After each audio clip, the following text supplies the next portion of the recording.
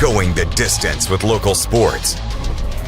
This is the xSports Network. Great food is just a short drive to Hinie's BBQ in Lawrenceburg. Mouth-watering is just one way to describe the amazing flavors of the best piece of Hinie in town when you dig into a plate of pulled pork, hand-chopped brisket, chicken, wood-fire oven pizzas, and the menu goes on. Wash it all down with a swig of Hinie Shine lemonade and then make your way over to the gift shop full of Hinie sauces, snacks, and more. Hinie's BBQ, Highway 43 North in Lawrenceburg.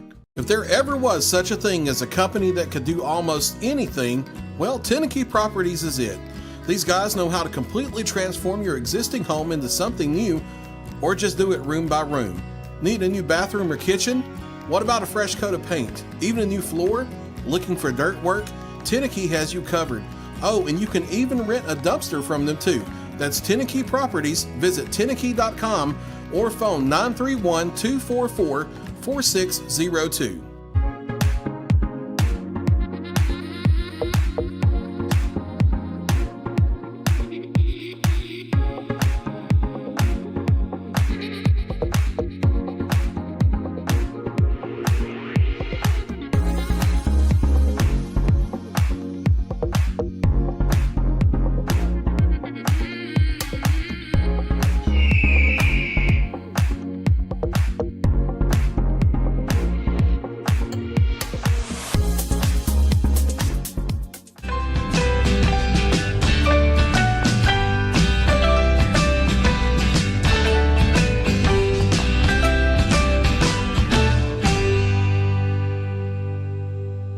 If you want the best clean and wash experience, you need to catch the happy wave at Tidal Wave Auto Spa.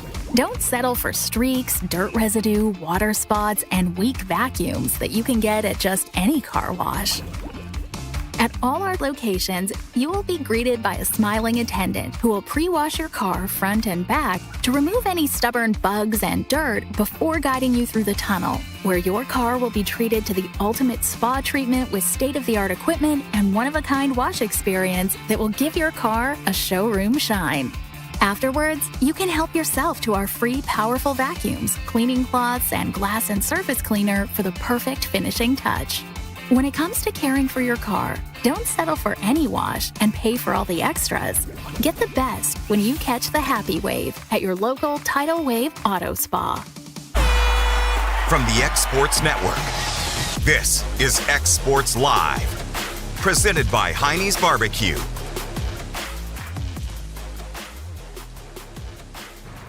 Welcome back to xSports Live, here brought to you by Hinie's BBQ on a very somewhat chilly here early December evening, joined by Dusty Kaiser, Michael Marks.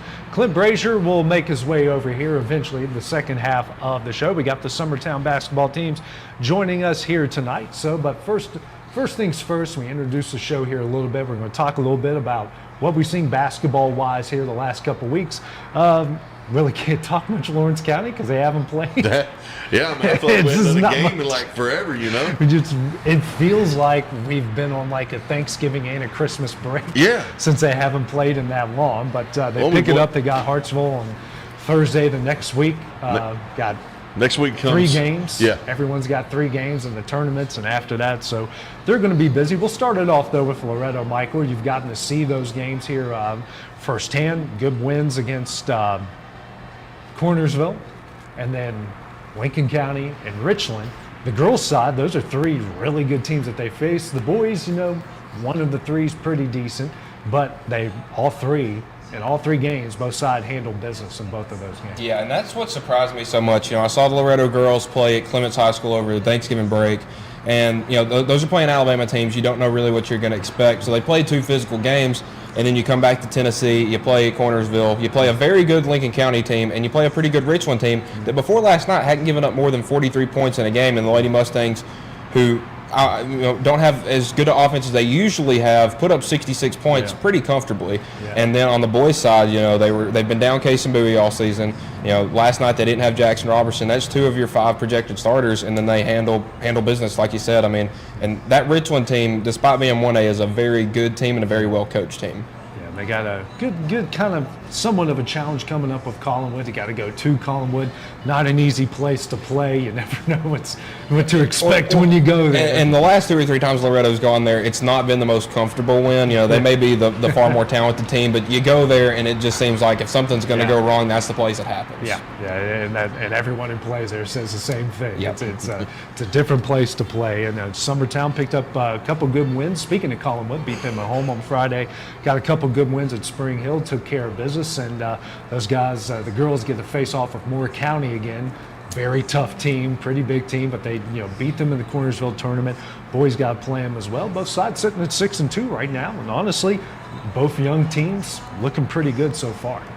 Yeah, I mean, there's nothing you can't say about Summertown that hasn't been said. I mean, they're a storied program, and they're a young team, and it's kind of similar to the way Loretto's boys are. Very young, but very talented. They're very athletic and get up and down the court, and Summertown's always going to put up a lot of points. In Summertown, I mean, they've been battling a bunch of injuries as you start the season off. I think boys and girls. So I mean, for them to be 6-2 is pretty impressive. Yeah, and they still got a pretty decent schedule ahead of them coming up. So, but they've been playing pretty good off the get-go. We're going to table our college football discussion for later. However, we'll talk a little bit of Tennessee right now. They got their bowl matchup. Playing Wisconsin, honestly, for an 8-4 team, got a pretty good matchup on New Year's Day. They did. I'm actually going to be in Orlando. We're debating whether or not we're going to go to that game or not. But however, still at 8-4, I know that's kind of what I was predicting at the start of the season. 9-3, 8-4. They kind of lived up to the expectations, I guess you could say. Taking on Wisconsin. Michael, Tennessee guy, how do you feel about the year, feel about the bowl match? It's going to be a very, very low-scoring game. I mean, Tennessee's offense hasn't been what they, most people thought it could be this year. Injuries have killed them. I mean, on the offensive side of the ball, I mean, they've had backups playing at almost every offensive line position. Joe Milton hasn't had the season everybody thought he would have. The running back room's been good, but you're down to a bunch of backups in the wide receiver room, which has made the passing game not as effective as it was last year. I will say I'm pretty happy as a West Virginia fan right now. We took one of the SEC spots, kind of one of their mid-tier bowl games. They're going to be playing in the Duke's Mayo Bowl against North Carolina. Did you say Wisconsin and Tennessee? It's Iowa and Tennessee. Yeah, it's pretty much the same. It's the Big Ten. It's the Big Ten West. Come on, guys. I'm sitting here looking at it. I mean, flip a coin. Doesn't matter who they play. They're if you put both teams in different uniforms, it's give or take the same thing. It's a Big Ten West team. That's all you got to say. The result's predictable at this point. Pretty much. Saying everything I said about low scoring just absolutely fits. Good defense can't score on offense. It's going to be 17-7 if they're lucky. They might get a safety. I would say it's going to be like 16-9, just a weird score. Not fun. Yeah, something. Yeah. Yes, extra point touchdown at a safety. Yeah, that's how it's going to go down. Terrible.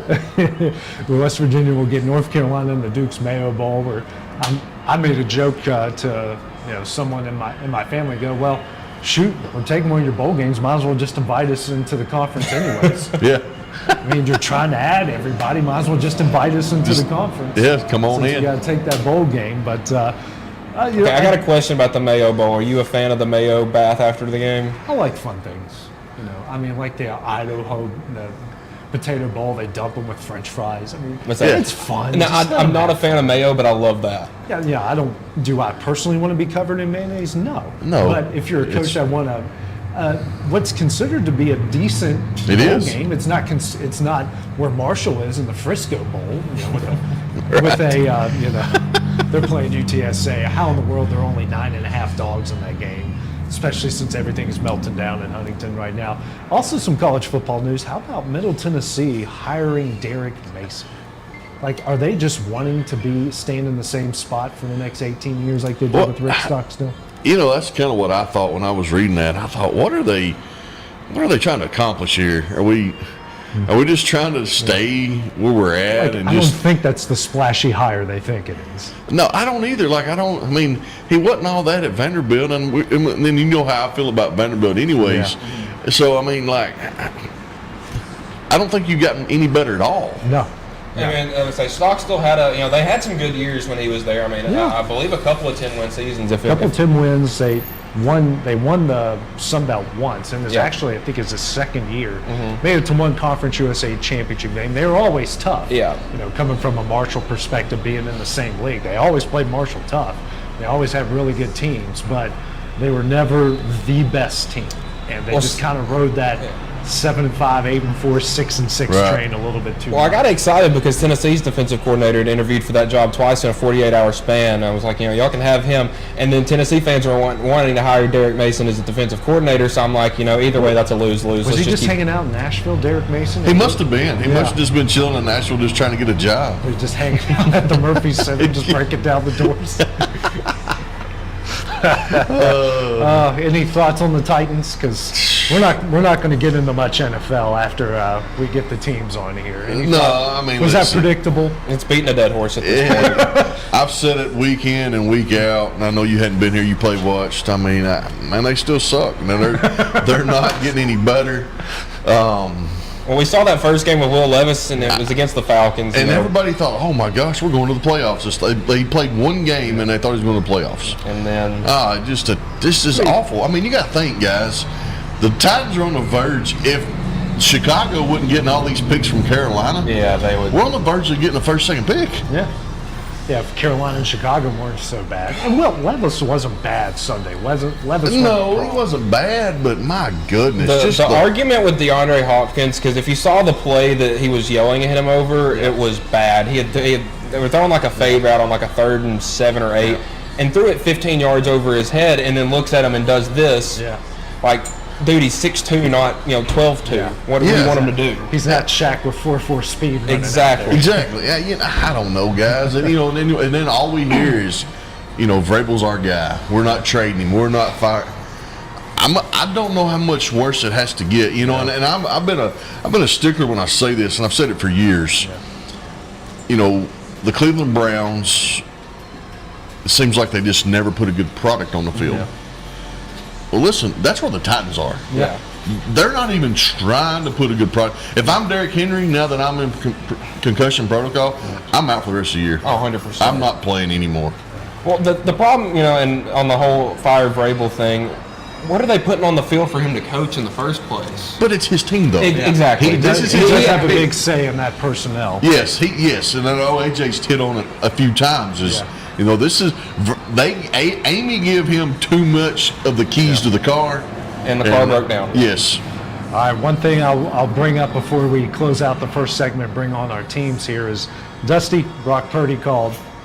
He wants an apology.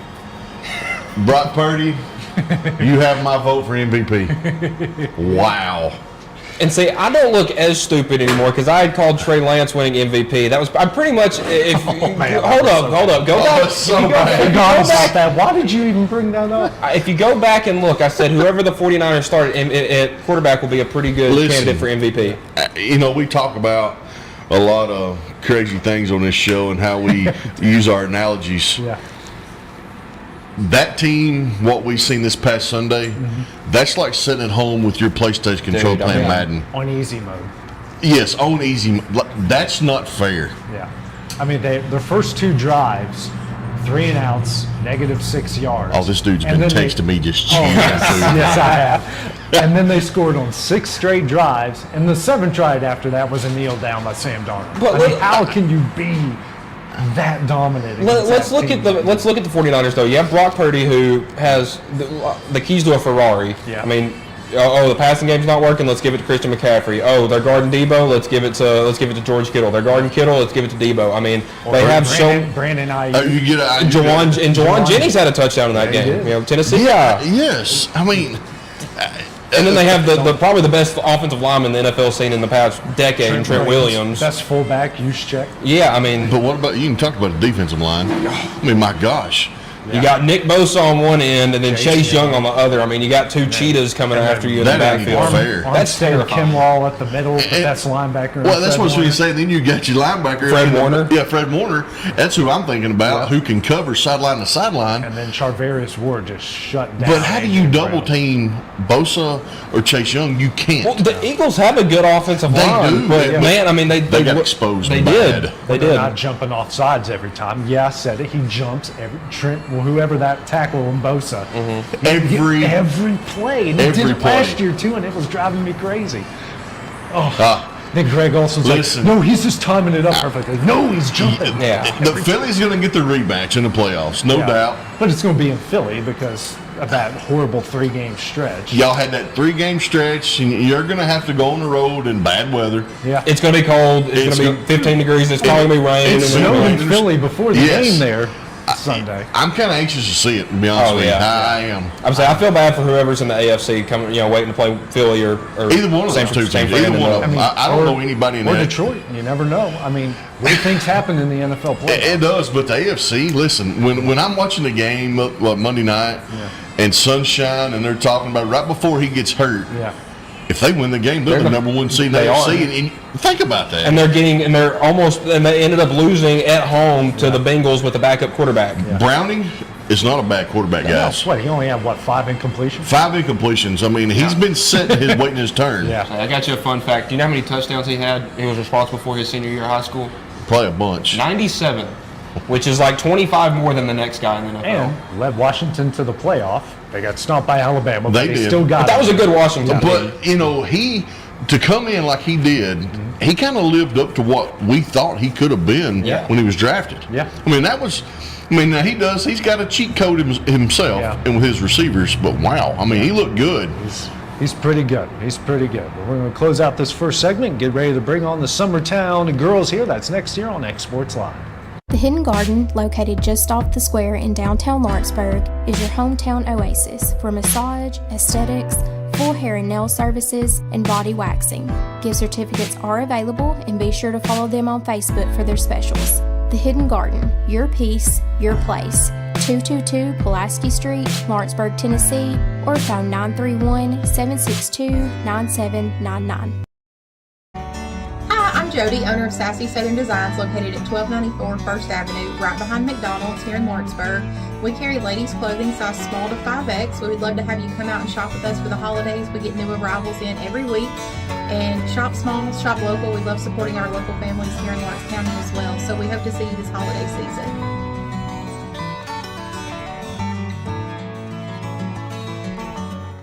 The Hidden Garden, located just off the square in downtown Lawrenceburg, is your hometown oasis for massage, aesthetics, full hair and nail services, and body waxing.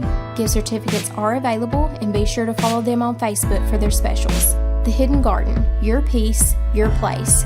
222 Pulaski Street, Lawrenceburg, Tennessee, or phone 931-762-9799. Head on over to Shaw Southeast Distributing in Lawrenceburg to find everything you need for your home, business, or fundraiser. To make life easier, Shaw Southeast Distributing now accepts EBT cards. Have a concession stand, food truck, or just your kitchen at home? Leave it to Shaw to fill your shelves with ease. Shaw Southeast Distributing delivers. Family owned and operated. Phone 931-762-7760. Follow us on Facebook or visit us at 1603 Ripke Avenue in Lawrenceburg. Great food is just a short drive to Hinie's BBQ in Lawrenceburg. Mouth-watering is just one way to describe the amazing flavors of the best piece of Hinie in town. When you dig into a plate of pulled pork, hand-chopped brisket, chicken, wood-fire oven pizzas, and the menu goes on. Wash it all down with a swig of Hinie Shine lemonade, and then make your way over to the gift shop full of Hinie sauces, snacks, and more. Hinie's BBQ, Highway 43 North in Lawrenceburg. Going the distance with local sports. This is the xSports Network. Welcome back to xSports Live, brought to you by Hinie's BBQ, joined by Summertown head girls coach Jeremy Jean. Jeremy, thanks for joining us here. Thank you for having me.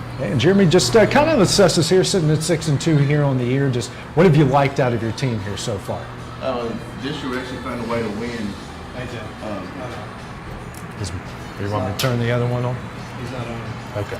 Here, we'll just break out the. This is not working. You can hook that on your. There you go. Does that one work? That'll work. Yeah. Okay. There. All right. We'll restart it all over. Just assess how your team has gone through the first 8 games. We struggled scoring early. 30 points against Wayne, 30 points against Upper, but they're both really good defensive teams. But we found ways to win close games during that stretch where we couldn't score. Where last year we didn't win a single close game. Any game under 10 points we lost. So I was glad to see those two games we won close games. We were able to win them even when we couldn't score. One of the best games I think you played this year was against Moore County there at that Cornersville tournament. Yeah. They had the size advantage, but you guys out-rebounded them and you won the turnover battle. You literally, other than, you got off to a slow start offensively, you guys really did almost everything right. We did, except make free throws. We didn't make a free throw. We made a few, but not enough. But yeah, we rebounded the ball better than I thought we would because we're not that big. But they just go get it. I mean, we're playing 8, 9, 10 kids. So they get in foul trouble, they're really not worried about it because somebody else can step in and try to do the same thing. But that game was a battle because look up and we're down 5 at half, it felt like 20 because we could not score. Yeah. And then we got a 5-point lead. I said, wow, I feel like we're up 20 because it was just one of those games where neither team could really get it going offensively. But once you did. Once we did, we scored enough points to win, which was good. Again, last year we lost that game. Yeah. This year I think having senior guards, even juniors that's played. The kids have played a lot of minutes last year, so that helped us win that game. And East Hickman, same thing. We couldn't really score the ball well, but we were able to defend and make enough big shots.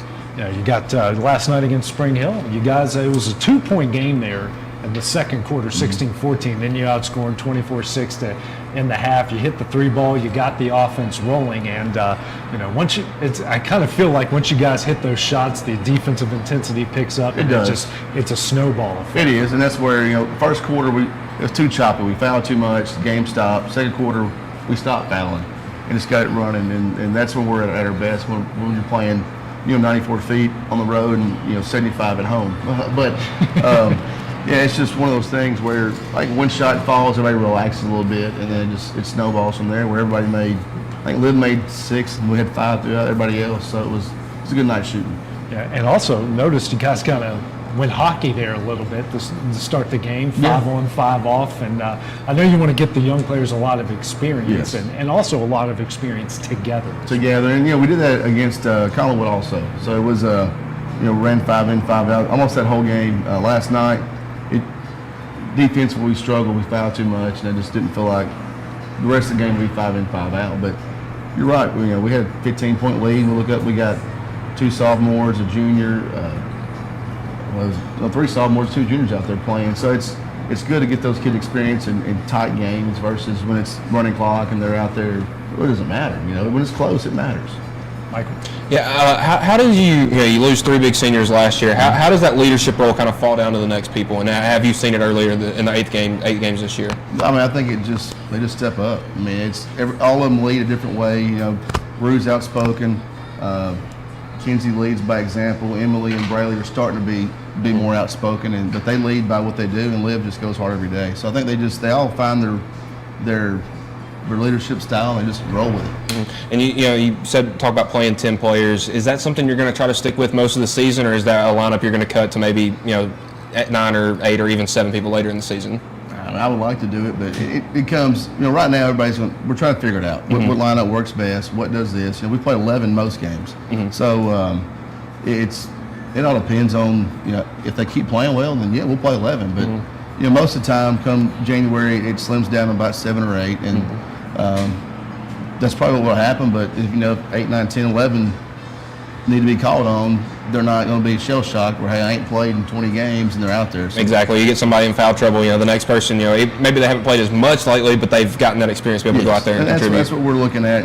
I told the girls we're going to sub a lot because last year region semis we have 2 go down. We go to the region final and sub-state with a plan, but it was like we had a 5-4 post player. It was just one of those things where I don't want to get that situation again. We want to be prepared now for what could happen down the road. Having Carly back, how big has that been here these last couple games? It was good. It's good for one. She's out there talking, pointing people in the right directions, but it also gives Emily back off, like we talked about last night. She gets to go back to the wing where she can catch it at 19-9, and she's hard to guard there. I think she enjoys that part of it. She had to run the point for the first 6 games, and she did a good job. But she likes to get on the wing now and just be able to create off the dribble, and it moves Liv back over. Everybody just gets to where they're comfortable. That's what I think the last 2 games has helped us, just comfort with her being out there. Abby Jo, you get her back. I know when I talked to you in the spring, you said best case scenario, you get her after Christmas. Yeah. Well, you got her in November. We got her in November. That's got to be a big relief. It was, man. It was, and I told her, I wasn't doubting her, but I was shocked, man. 5 months and 3 weeks from surgery to full release for an ACL is amazing. She busted it, and she's getting better every game. First couple of games, she didn't play 9 months. She broke her wrist in February, so she was out for 9 months from basketball. And you could tell, just amped up, dribble off her foot or just couldn't catch it clean. She's ready to go.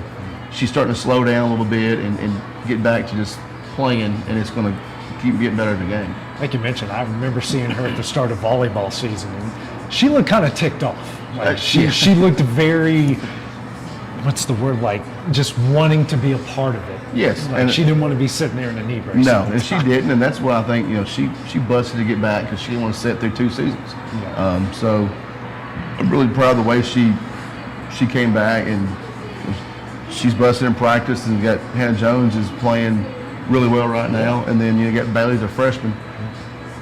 She's going to get there. Us practicing against her height is helping us hopefully down the road be able to finish over Loretta's big tall kid. So it's a plus for us. But as she gets used to the speed of the game and physicality, she's going to be good too. And you mentioned those young kids and how well they play. Gabby Long's done great. Yes. You got Bella's done good off the bench. I mean, Yes. all of these. You mentioned Hannah Jones as well, and you bring them in there, and it's the scoring doesn't drop off hardly at all. It doesn't, but also I think defensively they're starting to pick it up. It's what I told them to go in, speed the game up. It's hard to remember what you did wrong when you're playing as fast as you can play. Yeah. And I think it's my fault. The first couple of games we were trying to run, but not like we have in the past. We're slowing it down, just trying to not get anybody hurt, but just we were playing more patient. And we couldn't score, so we said just forget, let's go run. And they don't have time to think about the last mistake. They're just going. Obviously, you got Moore County coming up. You've already seen them once. You know what to expect, and they're probably going to be pretty excited to see you guys coming up on Friday. Oh yeah, they're ticked off. They are. And if I was on their side, I would be too. They shot 8 free throws, we shot 31. I would be mad too. But we only had 14, so it wasn't like that was the deal breaker. We just couldn't.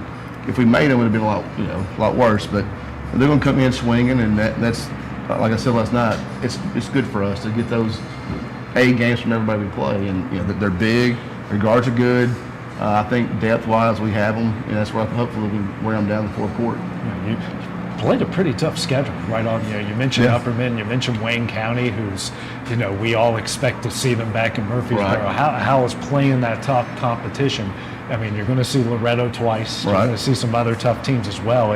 This isn't an easy slate for any team. No, it's not. And then it's we have to play a tougher schedule on the front end because just the way it is on the back end, and it is what it is. But East Hickman's good. They beat Wayne County last night, so that was some good wins. And playing Cornsville next week, they've only lost twice. Yeah. So it's just you look at it before the season, like, well, it'd be tough. No, it's really tough, and it just helps. It helps us get prepared every day that it's going to be a battle, and you got to be battle tested come tournament time. And like you said, the back end, you know what your district is. Yeah. But you got 2 really tough teams. Yep. Games against Loretto, probably more in the postseason. Yep. Hopefully. Every good experience against a good team counts. Yes, it does, and like the Upperman game taught us something. Hey, we got to be better rebounding the ball. We got to be better guarding, ball screens. We got to be better doing this. And then Wayne County taught us we got just got to make shots. On that one, we got no shots to win. We just couldn't make a shot. So, hopefully we play Loretto 5 times. I'd take that right now. I would sign up right now and play them 5 times. But each game teaches us something. No matter if it's like last night, taught us some things about some kids that need to get better at. So each game matters. Michael, you got anything? Yeah, I mean, that 5 games against Loretto does sound pretty nice. We had it, I think 3 years ago, and I mean, every single one of them was a great game. So I think it's going to be a fun season. Yeah, I mean, I would take 5 right now. Let you know we're playing the last game of the season. Yeah. Which means you're in Murfreesboro, which is exactly where you want to be. Yeah. All right, well, Jeremy, thanks for joining us here on xSports Live, and good luck here on Friday night. Appreciate it, man. Coming up next, we got head boys coach Wes Long. He'll join us here on xSports Live from Hinie's BBQ. Hey, y'all. Fred Webb here, United Country Southern Tennessee Realty. you get ready to sell your property, give one of these sales professionals a call today. Hunter Webb, Farm and Land Sales Specialist, 931-321-8226. Tommy Johnson, the Wayne County Connection, 931-722-4840. Tyler Webb, 731-438-2084. It's a slam dunk when you list with United Country Southern Tennessee Realty. Whether you're shopping in Lawrenceburg, Loretto, Summertown, or Mount Pleasant, Tegan's Food Stores has you covered with the best quality food at the best prices. From Cash Saver to Superama and CB Foods, stop by your neighborhood Tegan's Food Store today. Hi, my name is Asha. I go to Lawrenceburg Technical College, and I moved here a year ago from California. I wanted to be a cosmetologist and study hair, nails, and makeup. You should come join us at Lawrenceburg Technical College and learn all about cosmetology. Story and Lee, the Tennessee Valley's most dynamic furniture store, featuring our Made in America galleries with solid wood dining and bedrooms, leather furniture, mattresses, and so much more. You want it? We've got it. With our 3 acres of showroom and our huge warehouse, we're sure to have exactly what you want. And it's all ready to be delivered to your home absolutely free. Just try that anywhere else. We are Story and Lee. Do you have a small farm, a big farm, or just critters in the backyard to feed? If you answered yes to any of those questions, then you need to make the short drive down to A&B Feeds in Etheridge, Tennessee today. Owner and operator Jamie Ayers has you covered and will treat you right. That's A&B Feeds in Etheridge, Tennessee.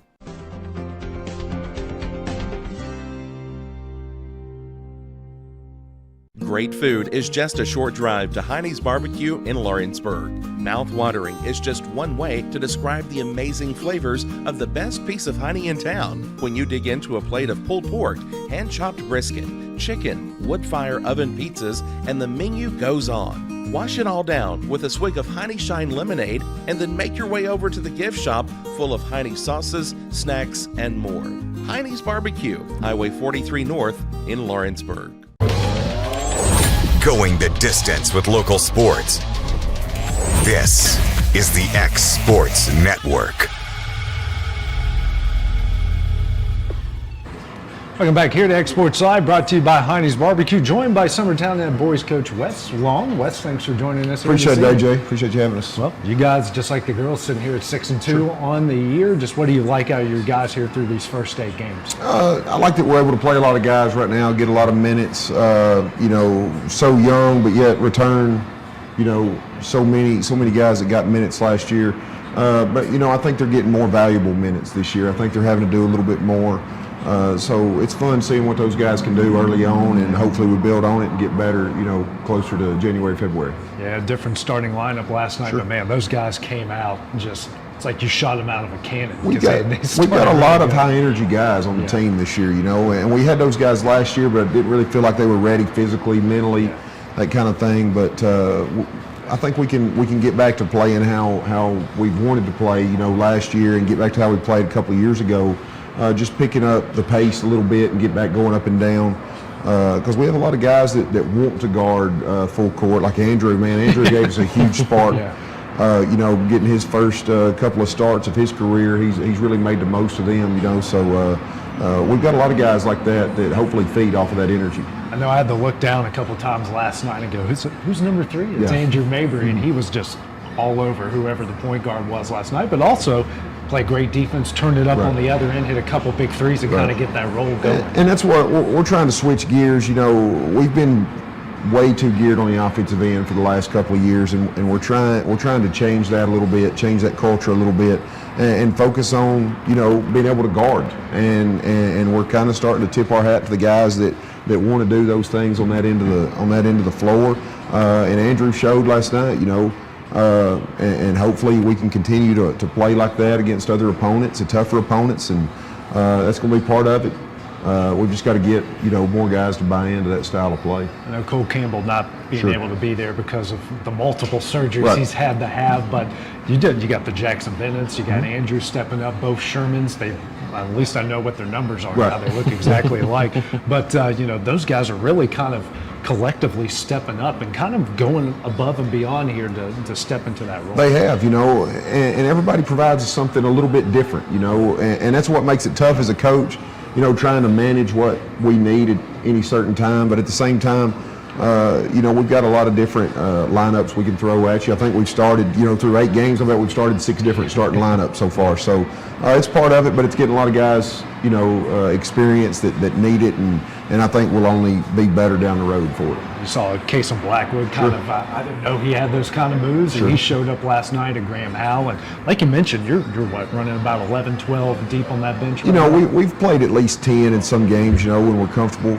But really it's been 9 every game so far. We've tried to squeeze a freshman in here and there, but guys are just playing hard. That's all we can ask of them. Yeah, you mentioned the defensive end. That's ever since I met you, you've talked a lot about how much you need to improve on the defense. I think it's people that have been around, and it's slowly gotten away from that. But everybody knows that we like to shoot it, we like to score. But our focus has slowly drifted from that end, and we're trying to get it back before it gets too far away from us. And 6-2 in the 2 losses this year, we've given up 83 and 72. So I mean, if that's self-explanatory on that end. So our goal right now is to keep people under 60, and hopefully by Christmas it'll be keep people under 50. Just slowly, chip away at it. Well, last night was a good example. That was an up and down game. There was a couple periods where you went 2 minutes with no stops. Right. And you win the game 81-46. I Right. know that's probably where you want to see your game. It is. There's still some sloppiness, turnovers, but if we're playing at that pace and playing so hard on the defensive end, you've got a little bit more wiggle room on the offensive end, and that's what we've got to get guys to understand. Last year we had to play perfect too many times on the offensive end to give ourselves a chance. We've got to be better on the defensive end, rebounding it. We started off struggling rebounding, but here lately I think we've started out-rebounding every opponent, so that's something that we've got to focus on. I'm going to say, as long as I've known Summertown, it's to go up and down the court, score as many points as you can in a game. How do you kind of switch that in one, it's not the drastic switch in one off season, but to go from that, let's try to score 80, 85 points a game to, let's hold people below 60, below 50? Well, I think it depends on your lineup. It depends on in high school, it's not college where you can recruit guys to come in and play the same system every year. And we didn't really have that last year, and we still try to do it anyway, and that's on me, 100%. So this year, I think we've got a few more of those guys, but we don't want these freshmen and sophomores to come up thinking, hey, that's all we're trying to do. So we're slowly, week by week, trying to change that mindset a little bit. It's a mindset, that's all it is. We don't really want to change the way we play on offense, but we've got to tighten up on the defensive end. You mentioned the young guys and how well they played. I know, you only have one senior? Or got one senior, two juniors right now with Cole out, and then 15 freshmen and sophomores. So, we've got a full JV slate. We played Lawrence County, a freshman, in a JV game both 2 different times. So we got a lot of young kids that we're excited about. Just a lot of them's having to play some varsity minutes right now. And luckily we've got a couple of guys older that have been around for a while, been around the block, seen a lot of different stuff. So if those guys can be our leaders and our catalysts, I think we'll be okay. Kurt Burleson, you can never tell from his facial expression, but that kid works so hard and he has the same face every game. But he's had such a great year so far. A lot of times Kurt, it don't look like he's necessarily playing hard, but we've kind of formed our whole defense around Kurt.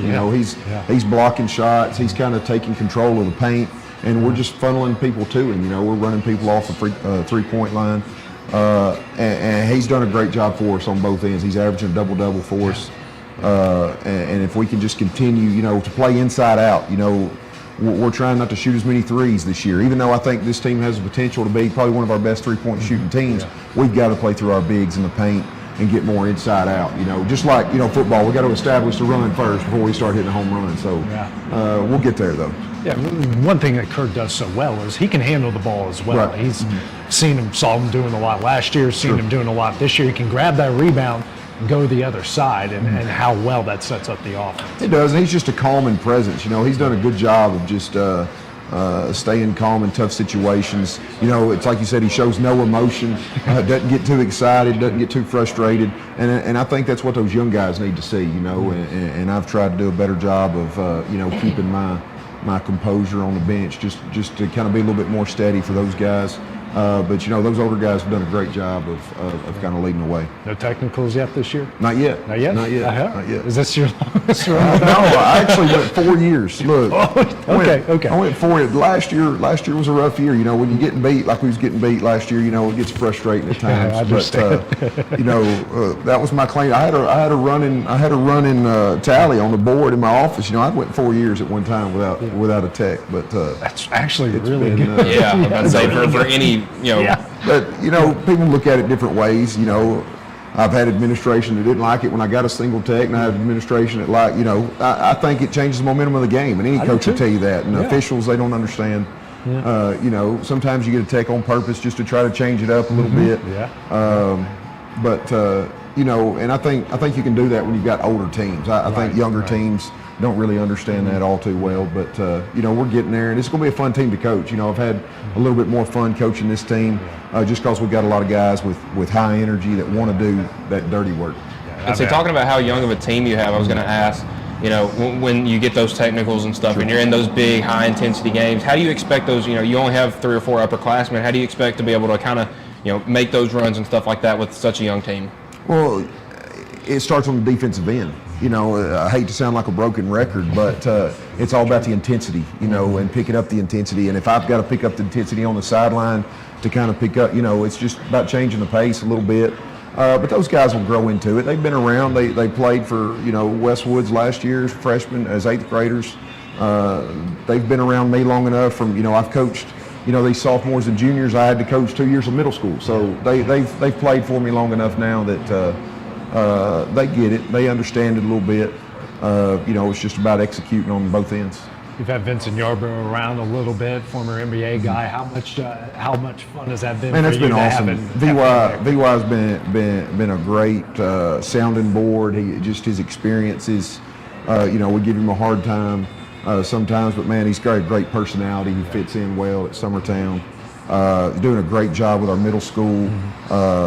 We knew that it was going to be a rebuilding year for our middle school, and look, he didn't bat an eye. He's not here to go into the TMSAA Hall of Fame. He's here to get guys skill work and bring them up, and man, it's been really fun to have a guy like that around. And it's crazy how much having a guy like that coaching middle school helps them when they get to high school, because middle school it's not about running up and down the court, sets and stuff like that. Building the fundamentals up. And that's what makes these random teams that come out of nowhere. It feels like high school teams that just they're middle. Get them ready to play at the next level. Exactly. And as long as they're there, man, it's going to be great. And he's done a lot of skills training over the years. And fortunately for us, he was looking to get into the public school system. And man, we hit the lottery, in my opinion. Oh, that's a first-round draft pick. Absolutely, absolutely. You got one at principal, and your administration, then you got him. It's been really fun to work at Summertown High School this year. Coach Porter's been great to work for, and having Miss Bright and Coach Burleson back in administration, and having VY. Man, it's been really fun. And some updates to the nest. You guys got the screens. You got a new sound system. And that's been, Coach Greg Burleson. He's been a big part of fundraising and getting that stuff done. It makes life a lot easier on Jeremy and I. Basketball season, having experienced coaches, in the office and being willing to help out. And finally, Moore County coming up tomorrow night. What do you know about them? What should we expect? Excuse me, on Friday, but what should we expect? This is just going to be their third game. Jury's still out a little bit. They made a deep run in the playoffs, so they didn't start playing until December 1. So they played Culleoka and Huntland, or Culleoka and I can't think right off the top, but they're going to be physical. You know that anytime. All but 2 guys of the basketball team play football. They're going to come out, they're going to be physical, they're going to guard, But right now we're worried about us, and that's been the message, all year is, we'll worry about game planning come district time. We've got to get good at what we do, and because when it comes crunch time, tournament time, we've got to be really good at what we do and not worry about everybody else. All right, Wes, well, thanks for joining us here on xSports Live, and good luck on Friday. I appreciate it, guys. All right, coming up next, the boys and I are going to talk about what everyone's been talking about here the last week, the college football playoff. We'll give our thoughts and opinions coming up next. Financial advisor Scott Beasley knows time spent with family is everything. As a founder of Beasley Wealth Management, His mission is to give clients the freedom to enjoy time with family without the burden of financial concerns. A local of Lawrenceburg, Scott deeply values building relationships with clients, ensuring they make informed decisions concerning asset management, tax planning, and retirement planning. Offering a free initial consultation, Beasley Wealth Management helps clients pursue their aspirations with confidence. Hey guys, I'm Kyle Hammock, General Manager here at Heritage Automotive, your Chevy GMC dealer in Lawrenceburg, Tennessee. I'm from Marshall County, Tennessee, where I went to Cornersville High School. I attended Cumberland University. After Cumberland, I went into the United States Marine Corps to serve the country. After that, I went right back into the car business. I'm very familiar with the car business. I have been around the car business pretty much my entire life. And my commitment to you is to ensure the most competitive new and used vehicle pricing on the market, as well as the best service around. Well, we'll treat you like family here at Heritage Automotive in Lawrenceburg, Tennessee.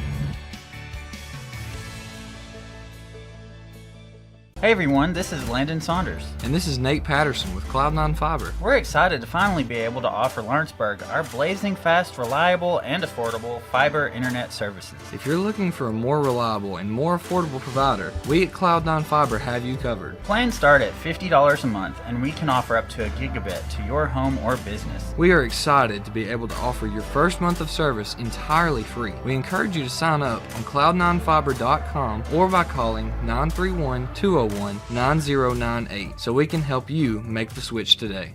Being raised in Tennessee, we believe in the importance of family and community. Creating a positive experience at our family-owned and operated business is one of the ways we share that belief. Being in an accident can be extremely stressful. When it came time for my repairs, Mashburn's made it easy. I am lucky to have a wonderful company in my community like Mashburn's Collision Center. It's reassuring to know that I'm in good hands because their work is second to none. We pride ourselves that the Mashburn name is one of the most trusted in Lawrence County since 1981. Mashburn's Collision Center. Let our family take care of yours. McMaster's Home Gallery, where you'll always get a special price every day. Shop their new showroom full of name brand furniture, sofas, recliners, dining and bedroom suites, Serta bedding, lots of tables and chairs just to match your decor. McMaster's Home Gallery also has GE appliances. Stop by on Highway 43 in Loretto or call 853-6140. For decades, First Class Charter has provided high-quality motor coach transportation services to the Tennessee Valley.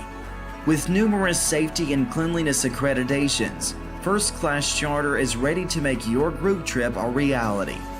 Contact us today by visiting firstclasscharter.net. First Class Charter, the official motor coach company of the North Alabama Lions. Flooring sets the tone throughout your home. For flooring that makes the right first impression, start by choosing us, Floored by Justin. A one-stop flooring destination. Our new location stands alone for unequaled customer service and selection. Owner Justin Story's mastery of custom hardwood inlays means every room can have a custom look. Discover how the right choice of hardwood, laminate, carpet, or tile can set the tone in your home. Contact Floored by Justin today. Hey, this is Phil Hooper. Get the look you want for your favorite school, church, or business with apparel from HD Ink Screen Printing in Leoma, Tennessee. Got a logo you need embroidered or screen printed? Let HD Ink give you the professional look that sets the bar in today's world. We do fundraisers and custom designed apparel and so much more. Call today, 931-201-2961, or come see us at our new shop located at 26 Ingram Road in Leoma. Remember, HD Ink for the look you want and the look you deserve. Great food is just a short drive to Hinie's BBQ in Lawrenceburg. Mouth-watering is just one way to describe the amazing flavors of the best piece of Hinie in town. When you dig into a plate of pulled pork, hand-chopped brisket, chicken, wood-fire oven pizzas, and the menu goes on. Wash it all down with a swig of Hinie Shine lemonade and then make your way over to the gift shop full of Hinie sauces, snacks, and more. Hinie's BBQ, Highway 43 North in Lawrenceburg. Going the distance with local sports. This is the xSports Network. Back to xSports Live, brought to you by Hinie's BBQ. We just had the Summertown teams on. Clint, thanks for joining us here. As you know, as he likes to say when he comes in, fashionably late, and the talent is here. Yeah. Are you going to be okay with the Loretto guy next to you? Yeah, I'm good. Okay. The only Loretto person I don't like is Cam. Cam, I'm just joking. I'll send a text and get him up here. All right, guys. Well, let's just get right into it. You know, had some controversy this weekend. First time ever an undefeated Power 5 conference champion has not been put in the playoff. You got Bama, Michigan in the Rose Bowl. In the Sugar Bowl, we got Washington and Texas. We'll just go on down the line. Dusty, give your thoughts. We'll go Michael, Clint, and myself, and then we'll have some discussion about it. I was surprised a little. And then, you know, of course, I get to thinking, okay, we just beat Georgia. And then, like I said back in the spring, how do you put teams in who don't have their best players? You've got to take that in consideration. I said it earlier. I mean, Florida State's going to get drilled by any of the three teams, I do believe, and I think Georgia's fixing to throttle them. So I'm tickled my team got in. I think there is controversy. I think it does suck that a Power 5 undefeated team wins their conference and gets left out. But I'm going to be biased and say that, hey, we're in. And we'll see what happens. But we don't have to worry about it after this year. I'd say coming from a Tennessee guy, I'm just going to go ahead and say it. They got it right. I mean, there's a difference between the best four teams and the four most deserving teams, and I don't think they picked either of those. I think they kind of went with a happy middle ground because I don't think there's a top four teams in the country skill-wise that doesn't feature Georgia. I mean, 2 straight national championships. They've won 29 in a row until they ran into Nick Saban in Atlanta, but I think they got it right, and I think Florida State, with their quarterback, is definitely in, but with Jordan Travis getting hurt, and we saw how they faced off against Louisville last Saturday, they're not a top 4 team in the country. Who picked Alabama to win last week? Didn't we all pick them? We all did. We all did. Well, maybe I just went first, so I was thinking you I did. We all picked them. We all picked them, but you did go first. Yeah. But I look at it at two sides. If you're Florida State, you did everything you were supposed to do. And if you look at, I've saw these, the ACC's weak. Guess who the last national guess besides an SEC team, guess what the last national champion was and what conference they were out of? Sure. The ACC.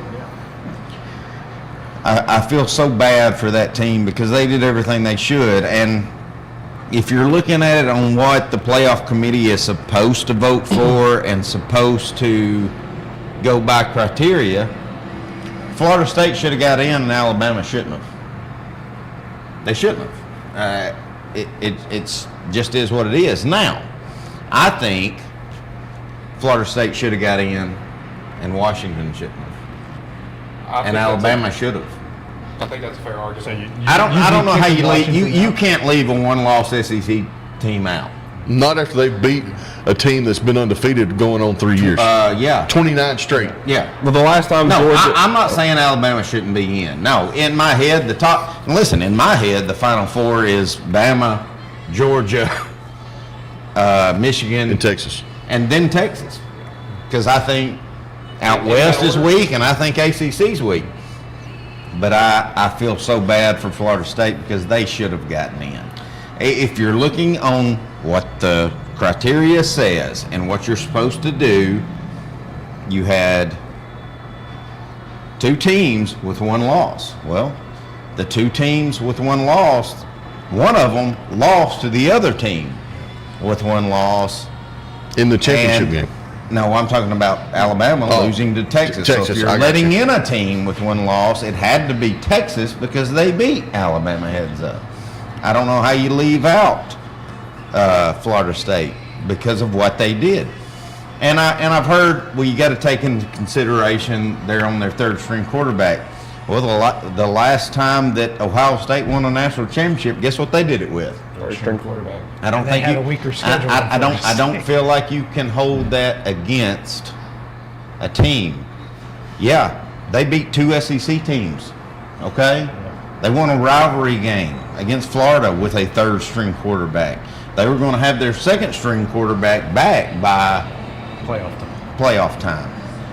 And so I look at it both ways. Now, I feel like in my head, if I'm in that room and I've got a vote, I'm putting Florida State in, and I'm probably leaving Alabama out. But at home, sitting and looking at it, I'm putting Alabama and Georgia in, and probably leaving out Florida State and Washington, because I think those would be the best 4 teams.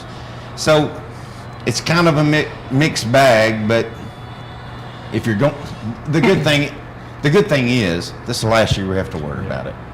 You don't have to worry about it. No, you don't have to worry about it anymore. Because you'll have a 9 and 3. The only people that will be mad next year will be those 13th and 14th ranked teams. Oh yeah. But let's be honest, we won't care about does that. the 13th or 14th ranked team even have an argument at that point Well, that they could win the national championship? Well, you will if you're Tennessee, who beat Ole Miss, but Ole Miss, and you have the same record, and Ole Miss gets in or something. Right. But if you don't think you've got a shot, you're probably not going to. So because I'm pretty sure 13 and 14 as of last week was like Iowa and Louisville. And we saw how they finished. Right. I feel I've tried to, I understand why the committee did what it did.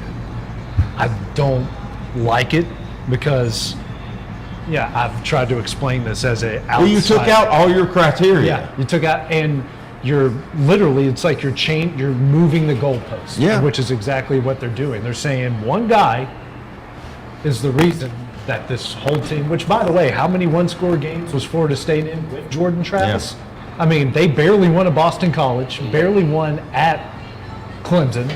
They trailed that entire game with Jordan Travis at Clemson, and they would have had their second-string quarterback if it wasn't for a cheap shot at Florida, which is, and think about it this way: if Florida State beats Louisville 28-6, I was just about to. they'd be in the playoff, but they only beat them 60. They score 4 touchdowns or even score over 30 points. We're not even having this discussion. Because the whole argument with Ohio State being in the playoff in 2014, they beat that Wisconsin team that was 10 or 11, 59-0. Yeah. Florida State goes into the ACC championship and beats a pretty dang good Louisville team. 16-6. Yeah, but if you're looking at it from top 20 offense, if you're looking at it from a Florida State player, coach, or points. fan perspective, you're saying, well, how did Alabama get in? They needed a prayer at Jordan Hare to get in against a team that just got blown out by New Mexico State. USF by 10. And where they were playing. And so I get both sides of it. Now, like I said, if I'm going by what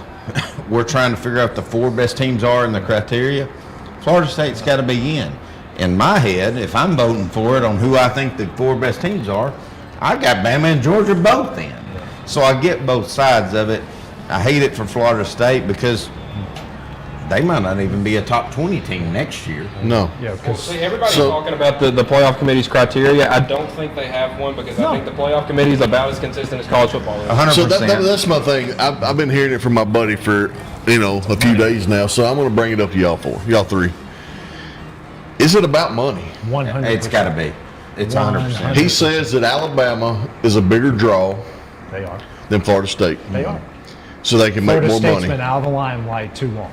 That's what he says. Listen, it's 100% about money just for the simple fact that Tennessee's going to play Iowa.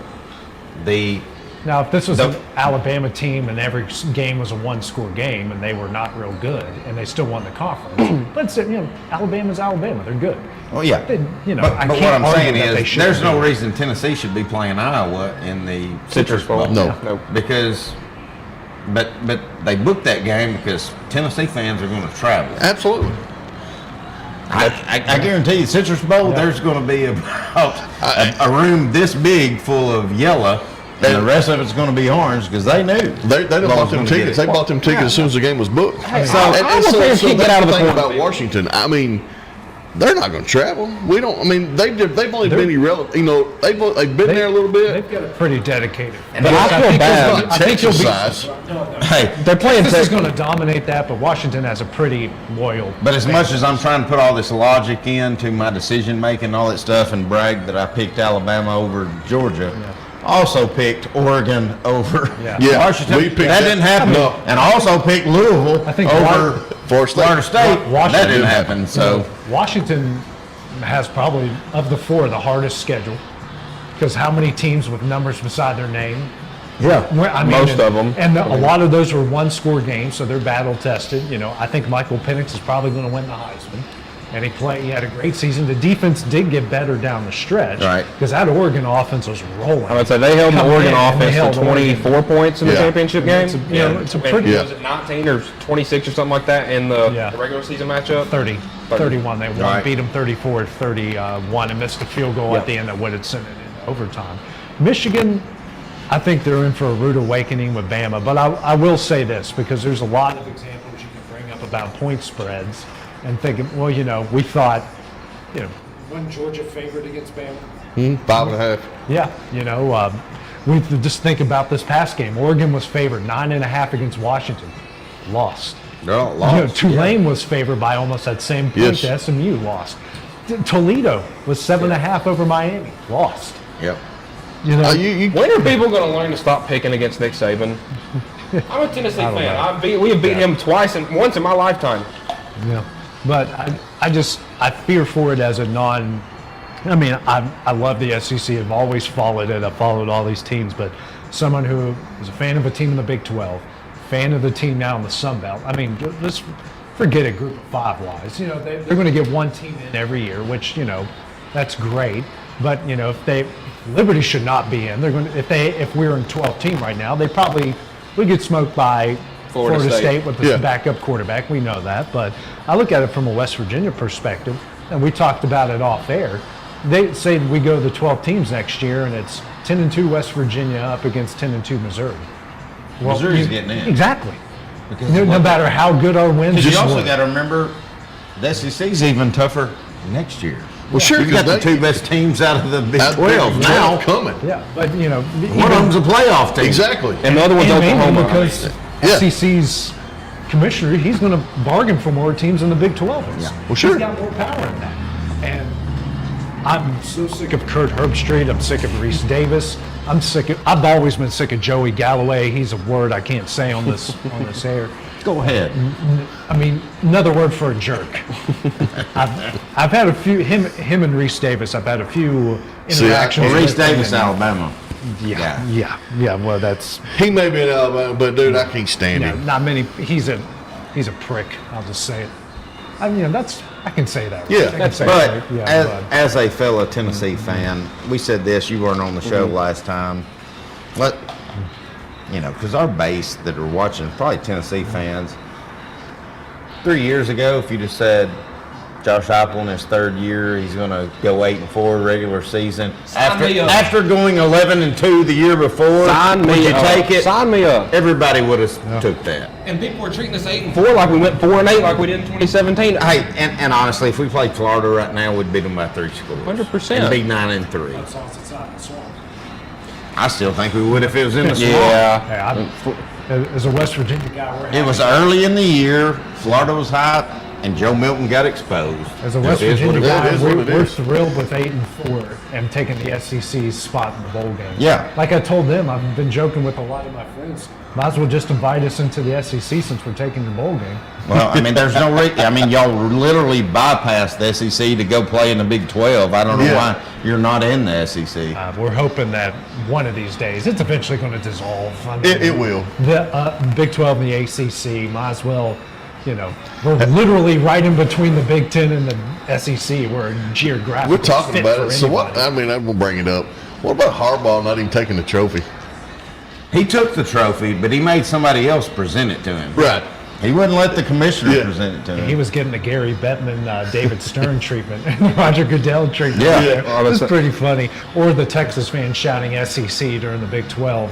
Well, the Big 12 commissioner was openly cheering for Oklahoma State to win that game. Oh, I know. Do you blame him? Yeah, because that Texas. You just let that SEC team win the Big 12. I mean, is anybody going to? I mean, is anybody besides in Kansas, the few left in Texas, the few left in Oklahoma, going to care anything about the Big 12 next year? They're not going to matter, man. I mean, You're taking the only two reasons they've been relevant the past 2 decades. They're not. Yes. Yeah. And really, Texas hasn't really been relevant until this year. Well, they were good at the start of the millennium, and they've been good the last They're not 2, good. 3 years. They will They got a championship from 2006. West Virginia had a winning record. They will just have local televised games. Yeah. I mean, their games won't even be on ESPN. Yeah.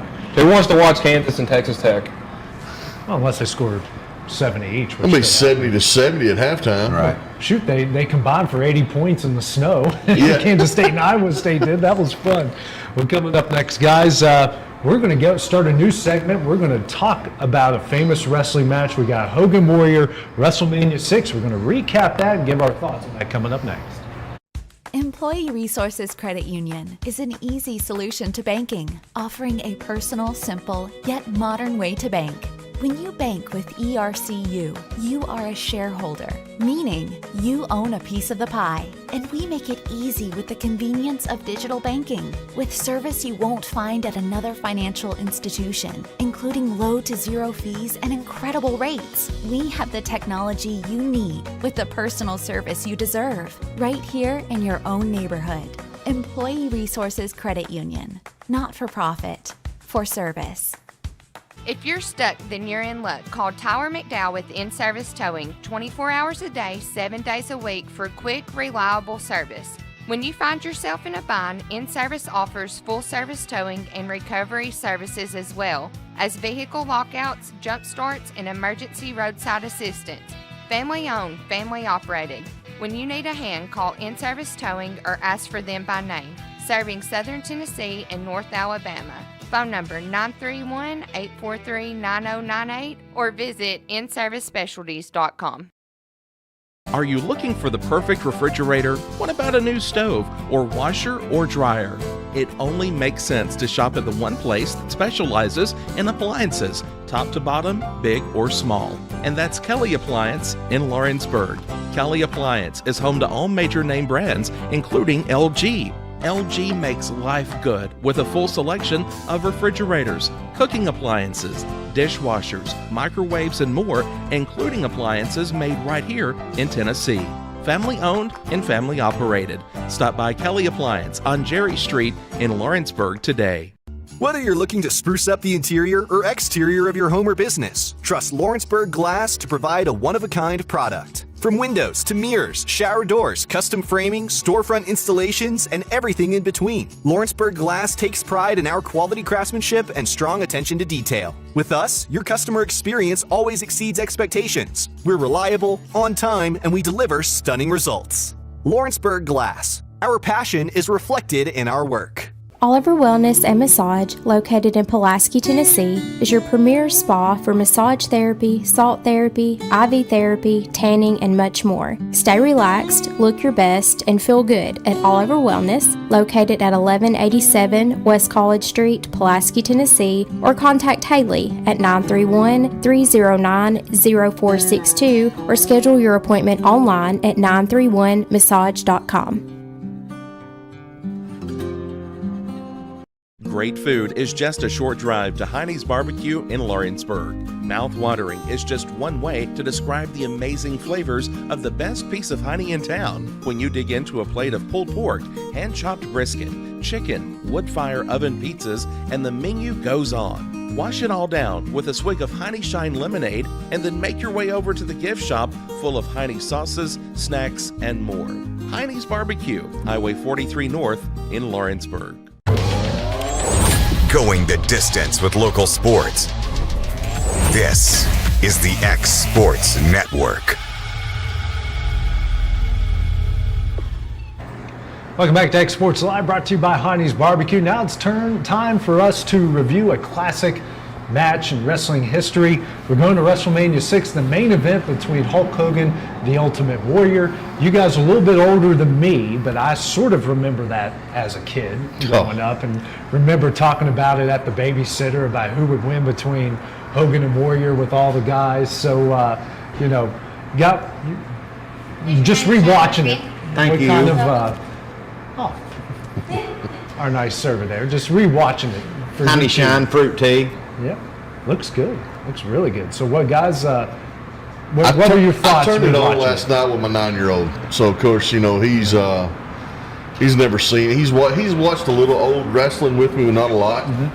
So you know, I turned it on, and of course Mason's like, "That's Hulk Hogan, Dad." Yeah. And then of course he knew who the Warrior was, and he was really involved.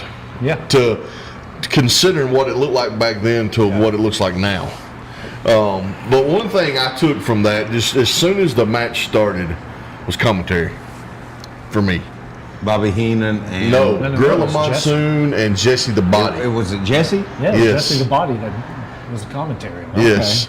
It was actually Jesse I didn't the go back Body's and watch it last. because I can literally tell you the match. Now, maybe not the commentary, but I can tell you the match. It was from start actually to finish. Jesse the Body's. It was closing out his career as a commentator. I thought he was already gone by then. No, I thought he had already made He was it. actually really good because he's a heel commentator. But he actually called it like a analyst in a football game. He was really good. He was really straight down the middle. Yes, But how you do it when it's two baby faces too, though? That's a point I want to bring up. Do you guys like face versus face, baby face versus baby face matches? Nowadays, not so much. Back then, I did because we didn't have them that often. We didn't have it that often, but they still got it. I mean, they still got it on in the ring. Yeah. Well, listen, me and Dusty are the same age. So it was in our prime and when this match happened. And I think Dusty's probably the same boat I am.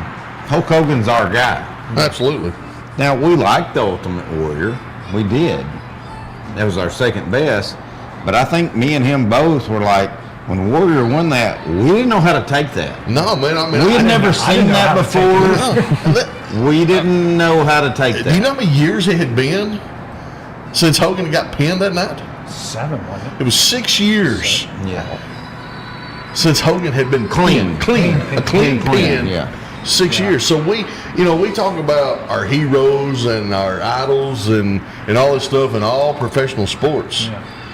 Me and Clint can honestly say that Hulk Hogan is that guy for us. Yeah, it is. I mean, he's, you hear all the stories of what he did maybe behind the scenes, and you hear other wrestler stories that he might not have been a good guy or whatever.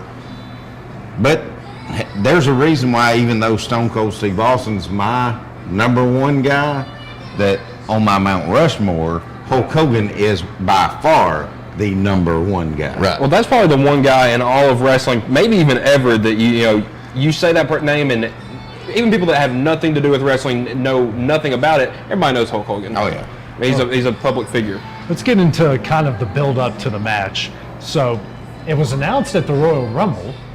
Now we think of whoever wins the Royal Rumble gets a championship shot at WrestleMania. Well, Hogan and Warrior were in it. They faced off with each other, and they actually did a lot of the same moves they did in that match. Hogan eliminates the Warrior.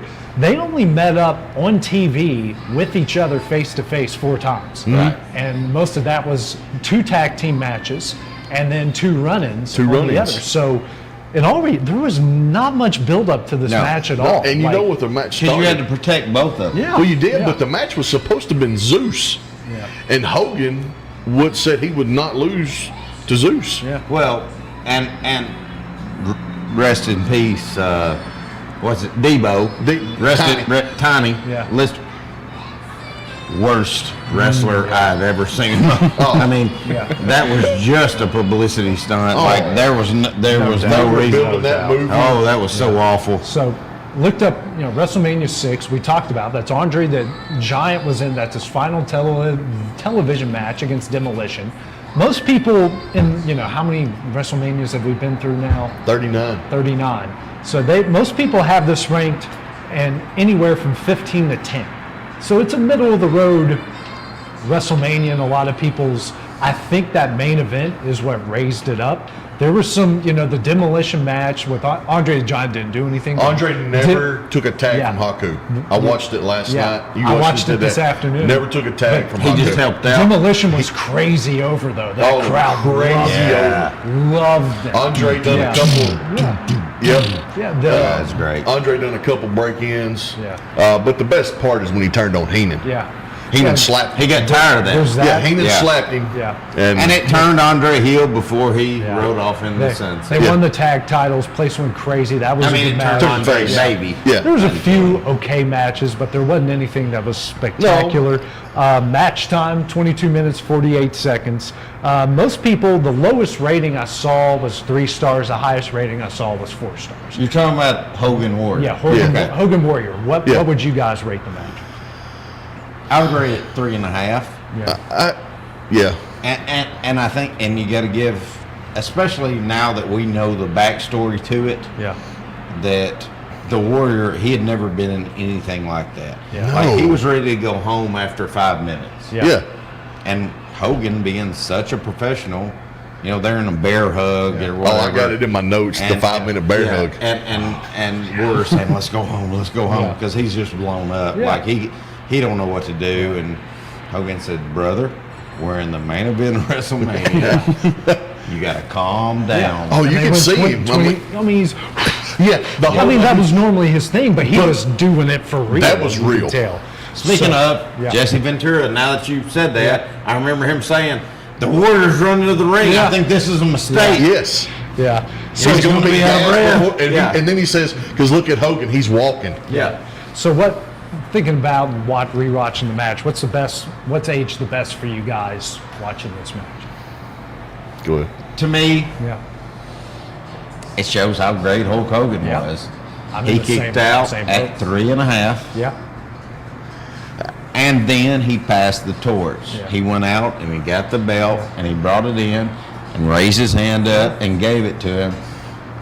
And when Hogan walked out and he's getting on that trolley to drive out, everybody in that crowd's watching Hogan. It was They're dead. watching That the crowd was Warrior. dead watching him go out, if you remember. Yes, they were. And when Hogan got a bigger cheer than Warrior. I even heard a few boos when in his entrance. Yes, and listen, when Warrior is standing on the rope in the corner, and he's still doing his thing as the entrance comes in, they pan right at the aisle. There's this huge poster of Hogan. Everybody's seen the poster. Yeah.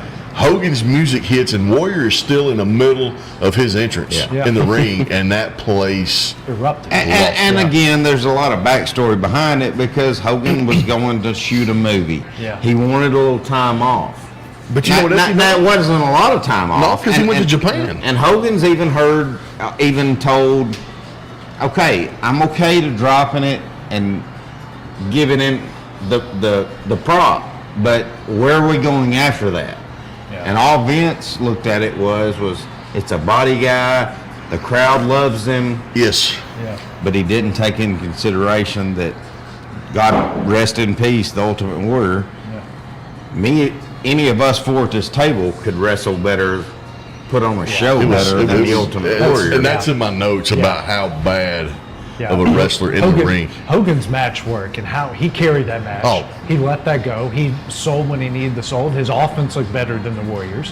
Hogan led that thing, and he's always talked about, well, I can do match A, B, C, and D. Which one do you want to do? That was actually like match I.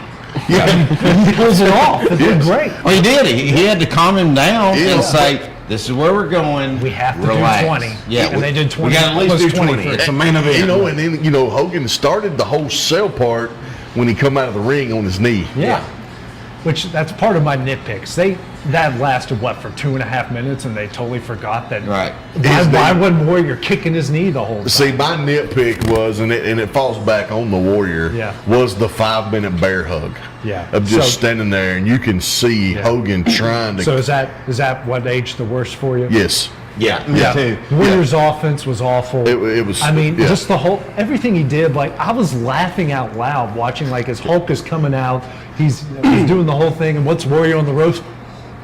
Yeah. Dude, just go stand in the corner. You look stupid. Yeah, just go stand. You can do the whole thing. You already know. You can look brooding. You already know this guy's fixing to pass the torch to him. Yeah. Just sit back and he's killed. Take this in. Yeah. You need because and I've got it right here. That moment he was a psychopath. Yeah, too. Oh yeah, he wasn't right in the head. Yeah, I think for all of us, that's what's aged the worst is just how awful Warriors are. And he did the clothesline. He did something where he it was supposed to be a spinning what was it? Hulk was supposed to throw him head first. Oh, and yeah. he just whiffed and he just laid there for 30 He laid there for a seconds. minute. Hogan rolled him over just to try to get a pin. Yeah. You know, but the Warriors moved the clothesline. Yeah. And then he would hit the rope. He would pass you, come back, hit the rope, and do a spear, Yeah. kind of a little shoulder tackle. Yeah. And then a press. Well, listen, that WrestleMania match was the Warriors' second best match, and it's 100% Randy Savage. credit to Hulk Hogan. His best match was the next year. Thank God for Randy Savage, who could orchestrate a match. Yes. And shoulder tackles. Yeah. That was the best the Warrior could do. Shoulder tackle. Three or four shoulder. He And come finally, Savage just was like, all right, I'm wore out. Covered him, and that was a retirement match. But the best part about that match was Elizabeth coming in. I mean, he come off. I didn't remember this, but he come off the top rope on Hogan twice. Right. He done it from each side with a little double axe I always handle. wondered why he never did like an off the top rope move. He could have like done a splat. clothesline He or was athletic something. enough to do that. So who's your all's unsung heroes out of the match? Unsung hero? Yeah, I'm going to say commentary. Gorilla Monsoon was great. Jesse Ventura was awesome. Gorilla Monsoon had two hilarious lines. He said that Hulk Hogan had a partial slip of the patella tendon, which means his kneecap would be gone, which means he would not be walking. Then later, I remember that, and I was like, wait, what? Then later, That's something you got to go to the hospital for like 3 weeks to figure out. Later, when Hogan is giving Warrior knees to the back, he goes, he is trying to separate his cervical vertebrae. Dude, he's not a woman. Cervical vertebrae. Gorilla Monsoon. They don't have cervicals. No, they don't. Gorilla Monsoon, hands down, the best commentator that's ever been in wrestling. And Bobby Heenan with him. Oh, I mean, I could go back and not even watch the match. I just want to hear the Yes. audio. Yes. And also, I want to give credit to Toronto. They've done 2 WrestleManias there in the crowd for both of those. Because I actually went back and watched some of WrestleMania 18, especially the Hogan Rock match, where they made them change it on the fly because the crowd was all for Hogan. I mean, that crowd, Toronto crowds are awesome. Put anything in the Sky Dome and you're going to get a packed house and a And live my unsung hero, Gorilla was my number one. Earl Hebner. Did a great job. Dude, He was involved. when he took the shot and he falls down, he sold it well. Yeah. He played it off really well, and then the 2 slow counts. Yeah. Because I don't know that the Warrior had enough in him to kick out. No. If when he's crawling across the mat, it's just great. Well, my unsung hero is Hogan. Because if you can do that good a job to put somebody else over, but like I said, he's riding that trolley back. Everybody in that stadium is watching him. They're not watching Warrior. That's how great Hogan was in that stretch, and that's the reason why they had to take the belt off of Warrior and give it to Sergeant Slaughter in that terrible Iraqi sympathizer deal. That was the worst role. And guess who got it back the next year? Hogan. Hulk Hogan. Pee break moment. I've got 2 of them. The start of the match when they're doing. I hate big men test of strength. I hate it. You know how long it lasted? Because I literally timed it on my watch, 4 minutes and 21 seconds, where they just, like, who in a fight goes, here, let's see if I'm stronger than you up top. Like, no.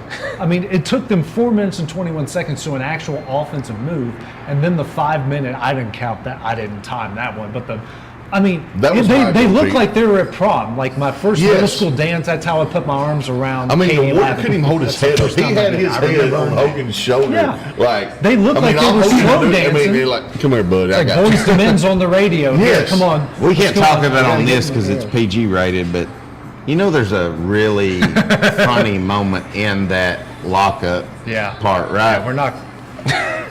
I We'll talk about that off air. When Hogan's got the advantage of the Ultimate Warrior. Yeah. Okay. Yeah. But again, credit Hogan, as slow and as hard as that is to go back and watch.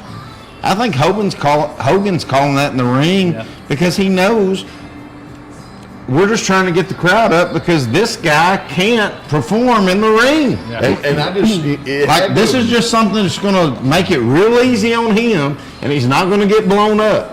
Because it started with the shove, and then they went to collar and elbow, and each one of them threw back, and then Hogan, of course, done the second one, and then he flexed, and then that's when the Warrior come out with his hand up. And you know, I mean, you can easily, if I was in the crowd, I'm like, all right, everyone's watching. Let's go to the bathroom. Let's get some drinks before, you know, before they shut down the concessions, because this is going to take about 10 minutes. And we're not going to miss anything. So, and when you look at it, Warriors title run was not good. Lasted 300 days. I mean, guys, let's face it. And I was listening while Hogan was gone shooting a movie. I was listening to Bruce Pritchard talk about this. You know, in the lead up to WrestleMania, Randy Savage, Hulk Hogan, the Ultimate Warrior were all on Arsenio Hall. You know, Savage was great, Hogan was great, Warrior was a trainer. You can't handle like he was a train wreck on every interview he did till the day he died. His feuds, they didn't have. He was literally beating the guys that Hogan had already beat. Rude, Jake the Snake. Oh yeah. I mean Andre. They took the belt off him in a controversial way, and then he just disappeared and had a bunch of random feuds until WrestleMania 7 there against Savage was really good. I mean, I know one of the subjects, I was like, who did Vince, the whole Bret Hart, Bret screwed Bret, or Vince screwed Bret. I mean, not only he put Warrior in the spot he should have never been in, but he also put the whole company in the spot that they should have never been in. You were talking about worst takeaways. My worst takeaway is do y'all remember the whole build-up, probably from Royal Rumble until when we knew it was going to be Warrior and Hogan. What were we, 11, 12? Yeah, 11. All right. 5. So the whole promo, everything you saw was title for title. Yeah. Yes. Well, Hogan didn't leave with international. No, the Warrior had to had to give it up, which is what Hogan was going to have to do too. Yeah, so, and I thought, boy, this is bad advertising because they're not swapping. No, Warrior just took and that was one of the things I've got right here is I didn't like the whole Warrior just having to give the title up, which it was good for who won the title because they had a 6-man tournament. Yeah, and Mr. Perfect won it. But it's not title for title. No, it was just a heavyweight championship match. That's what it was. Yeah. The Intercontinental title, like that should have already been given away. He should have dropped that to Perfect or Rude. Well, no, I'm not saying drop it, but just say if you want to contend for the heavyweight championship, you got to give this up and let Honky Tonk Man, Macho Man go at it. That should be your match leading up to it. Yeah.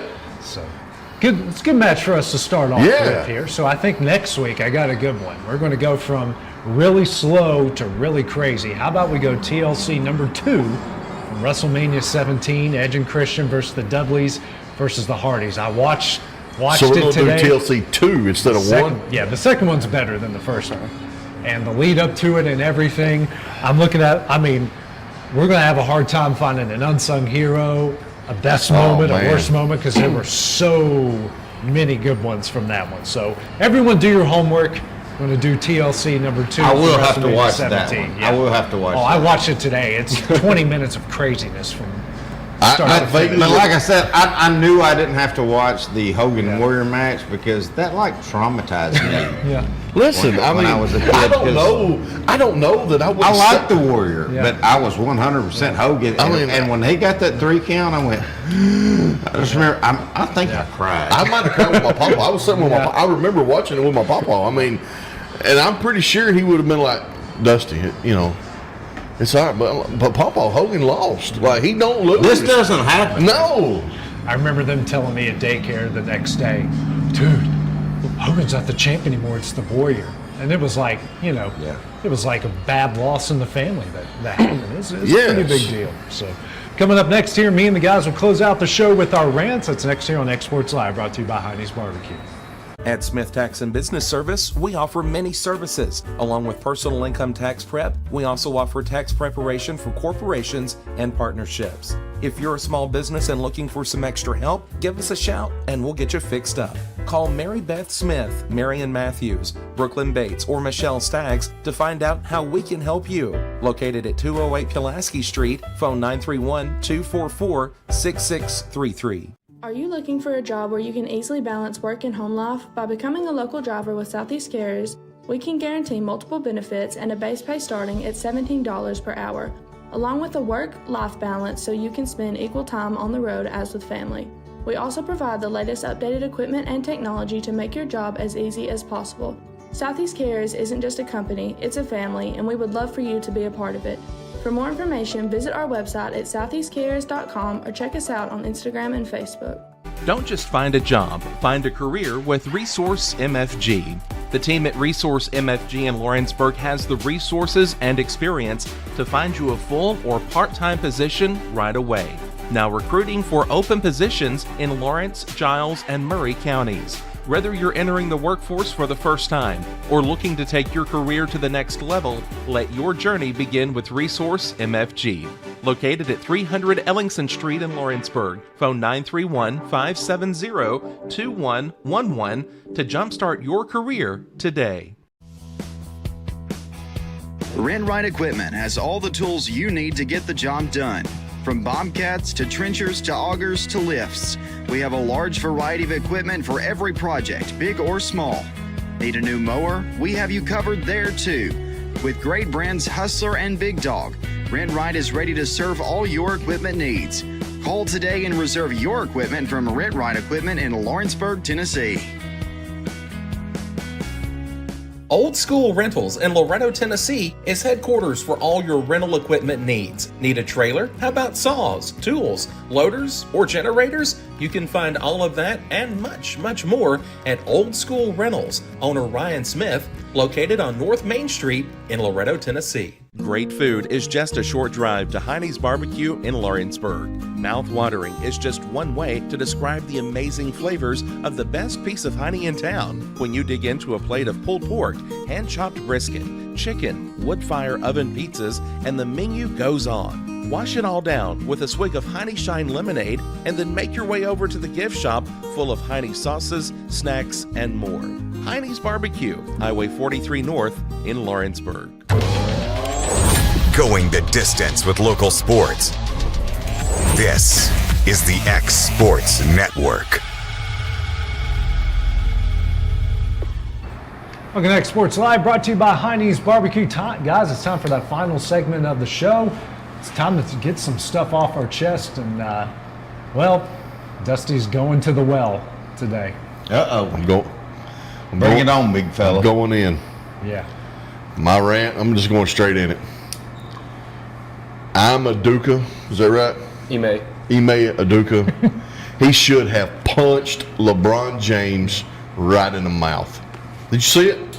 I know we always talk about this. And he got ejected. He got out of the game. NBA, are you kidding me? A coach can't say anything to a player, but LeBron can say whatever he wants to him, and just gets a technical. That's all.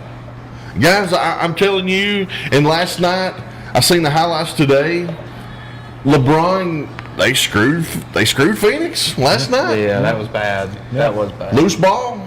Austin Reeves can't handle it. Yeah.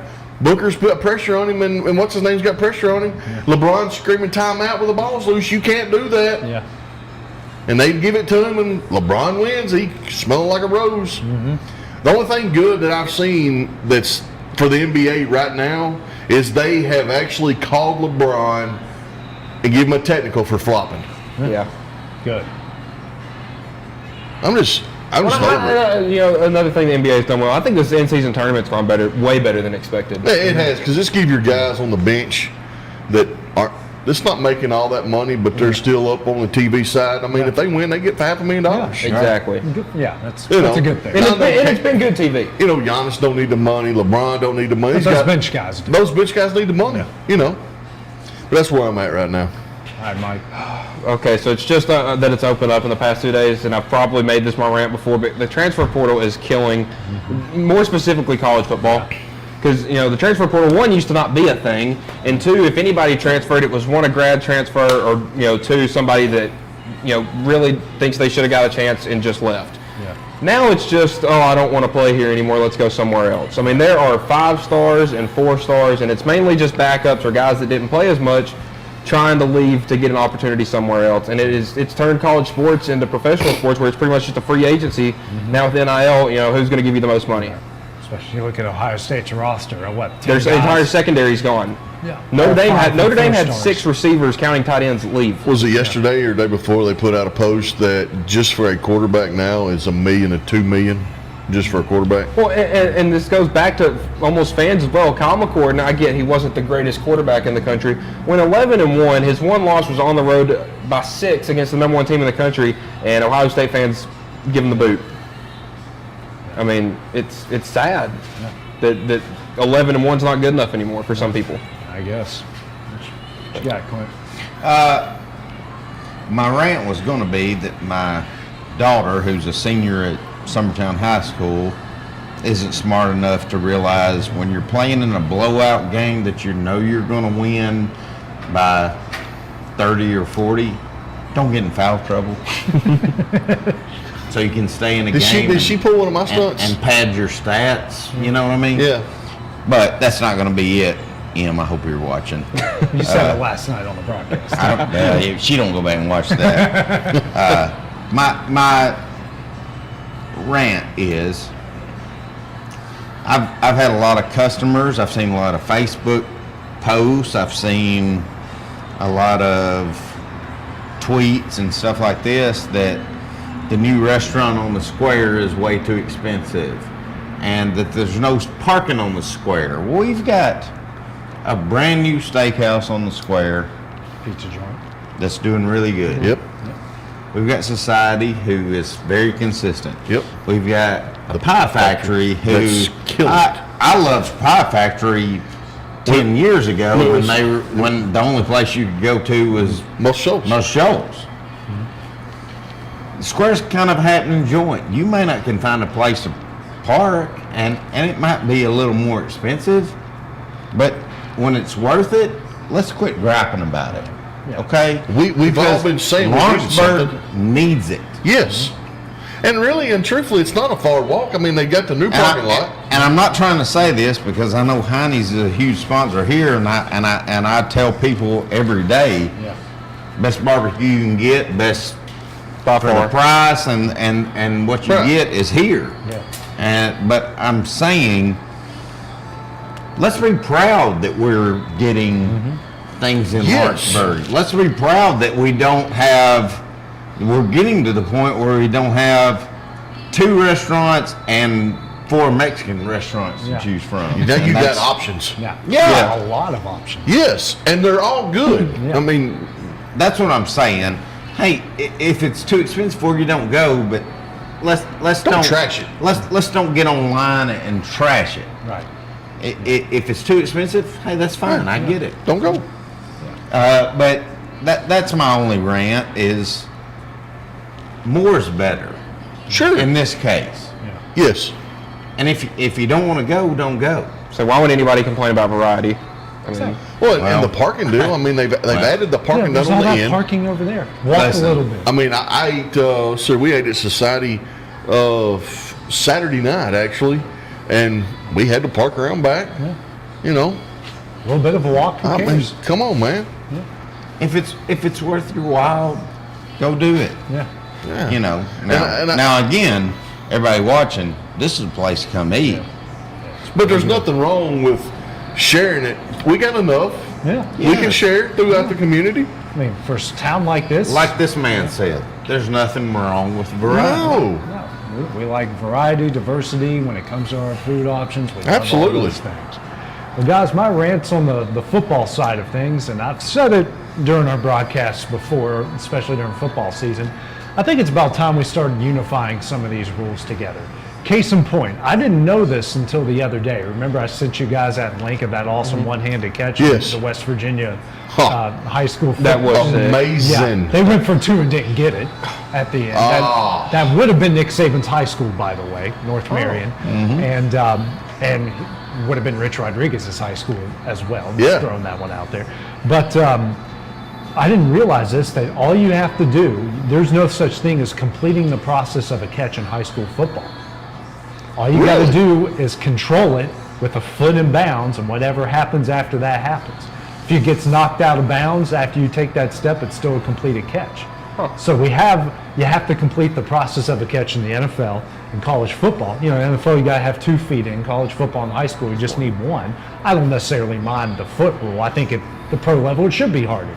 But, you know, like in high school football, a personal foul penalty is not an automatic first down. But it is in the other levels of football. Right. Pass interference, automatic first down. But it's We've not had in these high school. conversations on It's air. so stupid. Well, you're making the officials' lives harder because, you know, they watch college football, they watch the NFL. And those are automatic first downs in their games, so they're probably thinking the same thing, and good on them for realizing that it's not. But I think, you know, I know we complain about the NFHS when it comes to the network, and that's not the rant that I'm having, but when it comes to the rules, I mean, why can't we have some unification with college and with the NFL? Or a variety that's not big, like a big one that we've talked about that I didn't realize until it happened in Loretta's playoff game. Yeah. Offsides on the defense, they jump offsides. That's a ball's dead. There's no automatic in the neutral zone. Whereas in the NFL and college, the ball has to be snapped. A free play. Exactly, free play. Yeah, And the they ball don't has get to be one. snapped. Oh, and and just going on what you're saying. Yeah. So we teach our college receivers complete the catch. Yeah. You only got to have 1 foot in. Yeah. But you know, those college receivers are high school players at some point in their career, and they can just go out there and catch it one-handed and fall down and lose it, and it's good. Yeah. As long as they get I don't agree with the way college does it different with completing a catch like the NFL does. Right. Yeah. You know, I think, and the reason why is I think the NFL is really because they contradict themselves. Yeah, a lot of rules. There's a lot of weird ones out but college I think is a little better on the completing the catch if it's an incomplete pass or not versus the NFL. Well, listen, I try not to be a conspiracy theorist, but I feel like the NFL is 100% a conspiracy thing. College, not so much, but NFL, I feel like it is. Like, you know, you're watching a Monday Night Football game, Philadelphia and Kansas City, and it's like, whoa. Yeah. I need a holding call right here to keep this point spread at 9.5. I'm just saying, but I do see what you're saying on let's make it. Well, I think it's a lot easier to control 32 teams than it is 128. Yeah. Oh, no, you're 100% Or right. the thousands in the high school level, which Yep. is why Sorry, we should have some. I just got dark webbed on us. I didn't mean to do that. We just need some unification in the rules. Like, Right. if it's a personal foul penalties at every level should be an automatic first down. It's 15 yards in the first down. Pass interference at every level should be an automatic first down. I honestly kind of think So pass is it a interference- spot foul like it is in I NFL? want it to be. I think it should be. See, I think that can be a little bit too much. I think it's kind of on the fence for me. But they've adopted the NFL rule when in the end zone. Yes. Yes. They've adopted that, not at the high school level. So now you've got 3 different levels of Pass interference. It's stupid. Now some of it I understand, like targeting. You can't have in the NFL because guys are getting paid for that. You can't have it in high school because you can't review it. And they've done a way better job when it comes to targeting fouls in college football this year. Like, not nearly as rampant. They're letting the incidental stuff go. Now, they've obviously penalized the obvious, but they've let the incidental stuff go. But there needs to be, when it comes to those things, the simple ones, offsides, when it comes to illegal formations, when it comes to pass interference and personal fouls, there needs to be unified. It's an automatic first down. I'm gonna say, if it's something that's able to be uniform, make it all the same. Yeah.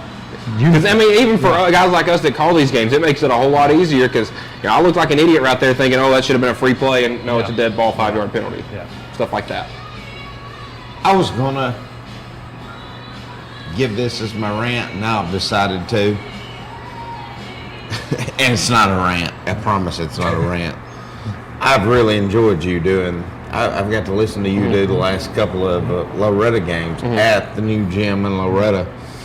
And at Summertown, in our little bitty old elementary school gym, we've got these new 72-inch TV screens up that are, we've got,